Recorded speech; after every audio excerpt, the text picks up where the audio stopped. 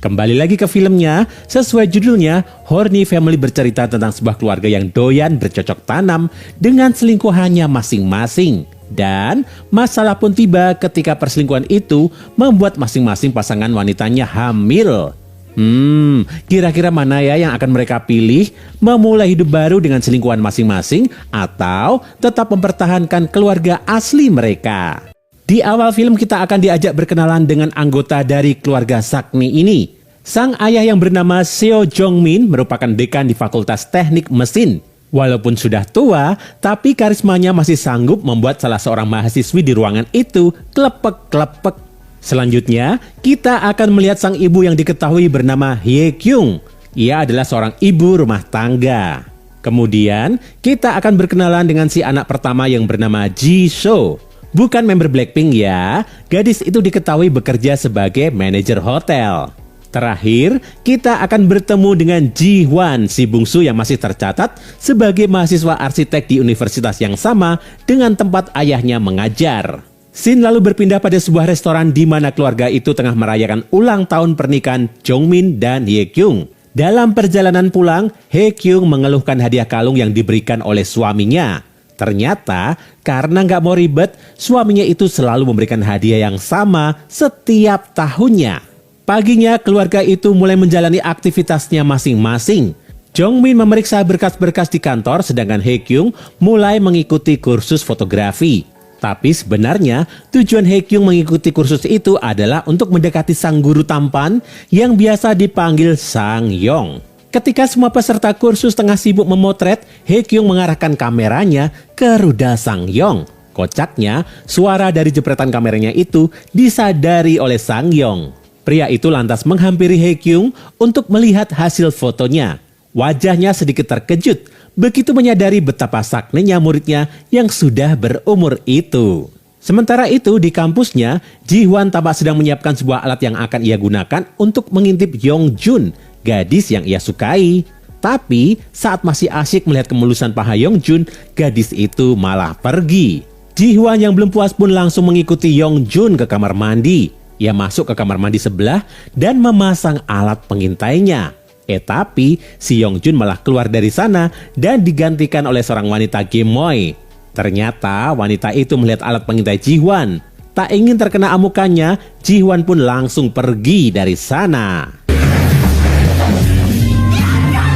Di tempat kerjanya, Jisoo didatangi oleh pacarnya yang merupakan seorang dokter. Kita panggil saja dokter itu dengan nama Mark. Lalu kita akan melihat aktivitas gabut keluarga itu. Mulai dari Hye Kyung yang fokus melihat hasil jepretannya, Jongmin yang asyik menstalking mahasiswinya, dan Jisoo yang sedang bercocok tanam dengan selingkuhannya. Kemudian adegan berfokus pada Hye Kyung yang tengah mengopi-ngopi bersama Sang Yong. Saat itu, Sang Yong menawari Hye Kyung untuk menjadi modelnya. Tapi bukan sembarang model, melainkan model tanpa busana. Sontak, Hye Kyung pun marah. Bukan karena merasa direndahkan, tapi karena ia nggak pede dengan bentuk tubuhnya. Tapi Hye Kyung nggak menyerah dan ia pun memutuskan untuk mulai nge-gym. Saat malam hari, Ji-hwan tampak kusyuk melakukan senam 5 jari sambil melihat hasil rekamannya tadi. Sedangkan ayahnya nggak mau kalah. Pria itu juga melakukan senam 5 jari seraya menonton hasil stalkingnya. Tapi kegiatan mereka terhenti ketika Jisoo masuk ke ruangan untuk menyuruh mereka makan. Sepeninggal Jisoo, Jongmin berencana untuk membuang tisu bekas senamnya tadi. Tapi tisu itu langsung diambil oleh Ji-hwan. Kocaknya, Ji-hwan malah meletakkan tisu itu di meja makan. Jisoo yang gak tahu apa-apa pun malah menggunakan tisu bekas itu untuk mengelap tangannya. Parahnya lagi, Hye Kyung ikut menggunakan tisu itu untuk membersihkan mulut suaminya.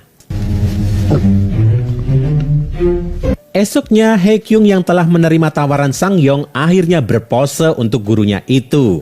Sejak saat itu, hubungan keduanya pun menjadi semakin dekat. Scene lalu berpindah pada Ji-hwan yang terus mengikuti Yong-jun. Tapi ternyata Yong-jun adalah penyuka sugar daddy. Ia rupanya tertarik pada ayahnya Ji-hwan yang gak lain adalah Jongmin. Ketika Jongmin dan Yong-jun sedang makan-makan, Yong-jun mengungkapkan rasa cintanya pada dosennya itu. Karena keduanya saling suka, keduanya pun langsung bercocok tanam. Sementara itu, Haekyung yang gak mau kalah dengan suaminya, usai melakukan pemotretan terakhirnya, ia pun bercocok tanam dengan Sangyong. Beberapa hari kemudian, Haekyung merasakan perutnya sakit.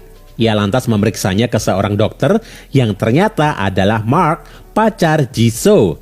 Berdasarkan pemeriksaan itu, diketahui kalau Haekyung sedang hamil. Sepeninggal Haekyung, Jisoo datang menemui Mark. Pada kesempatan itu, Mark pun meminta Jisoo untuk mengenalkannya pada keluarganya. Permintaan Mark pun dikabulkan. Siang itu, Mark diajak makan-makan bersama keluarga Jisoo. Dan ketika Haekyung melihat Mark, ia pun kaget sekaligus risau. Dan benar saja, Mark langsung mengucapkan selamat atas kehamilan Haekyung. Kabar itu pun disambut bahagia oleh Jongmin, walaupun sebenarnya pria itu juga bingung kenapa istrinya bisa hamil. 고마워. Kebingungan Jongmin semakin menjadi ketika Yongjun mengatakan kalau dirinya sedang mengandung anak Jongmin. Sontak Jongmin pun merasa kesal. Esoknya, Yongjun mendatangi Jongmin untuk menagih janji manisnya. Tapi Jongmin malah nggak mengakui janin di kandungan Yongjun. Sebagai gantinya, Jongmin memberikan cek berisi uang kepada Yongjun. Merasa frustasi, Yongjun pun berniat keluar dari kampusnya. Tapi niatnya itu batal begitu dirinya mengetahui kalau Jihwan adalah anak Jongmin. Yongjun lantas mengatur pertemuan dengan Jihwan. Di sebuah taman, Yongjun meminta Jihwan untuk mengakui janin di kandungannya sebagai anaknya. Karena Jihwan ini kelewat bucin, ia pun mau melakukannya. Akhirnya, Jihwan membawa Yongjun menemui keluarganya. Melihat kedatangan Yongjun, Jongmin jelas merasa terkejut. Esoknya, Jongmin memohon pada Yongjun untuk menggugurkan bayinya. Tapi Yongjun menolak permohonan itu. Scene lalu memperlihatkan sebuah pesta pernikahan. Ternyata, Jisoo sedang mengucap janji suci dengan Mark. 4 tahun kemudian, anak-anak di keluarga itu telah tumbuh besar. Mereka pun berencana membuat foto keluarga. Kocaknya, si fotografer rupanya adalah Sangyong, mantan ibunya. Film pun diakhiri dengan diperlihatkannya foto yang menunjukkan orang tua asli dari anak-anak itu. Mulai dari Haekyung dan si fotografer, Jongmin dan Yongjun, serta Jisoo dan selingkuhannya.